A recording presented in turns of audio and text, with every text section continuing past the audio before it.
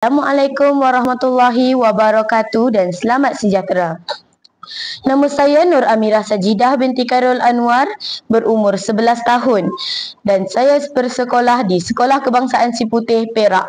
Kod sekolah saya ialah ABA 2031. Hari ini saya akan berkongsi dengan anda semua tentang sebuah buku yang bertajuk Kunci Patah.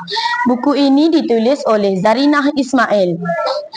Rakan-rakan sekalian, buku ini mempunyai 52 muka surat.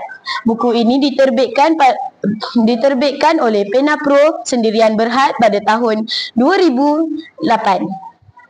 Buku ini amat laris di pasaran dan menjadi bahan bacaan yang digemari ramai.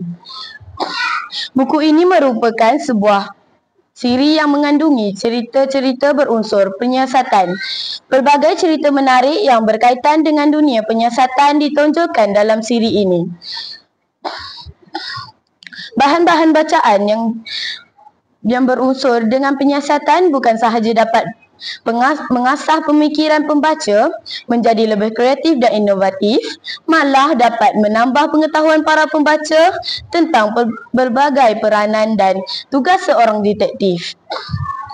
Setelah saya membaca kesemua siri yang ada di dalam buku ini, apa yang dapat saya simpulkan adalah penulis mahu kita bersama-sama menyelesaikan masalah yang timbul dengan penyiasan yang teliti dan agar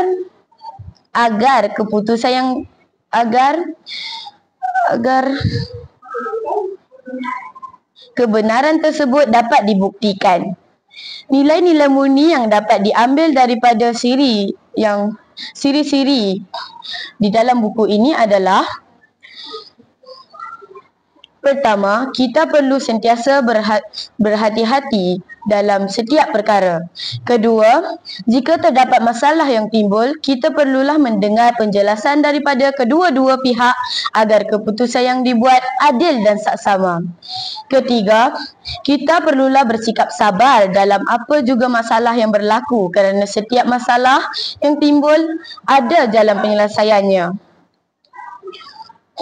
Akhir kata daripada saya, bacalah buku ini dan fahamilah setiap isi yang disampaikan agar kita menjadi insan yang berfikiran luas dan kreatif. Bak kata pepatah Melayu, bangsa membaca, bangsa berjaya. Sekian, terima kasih.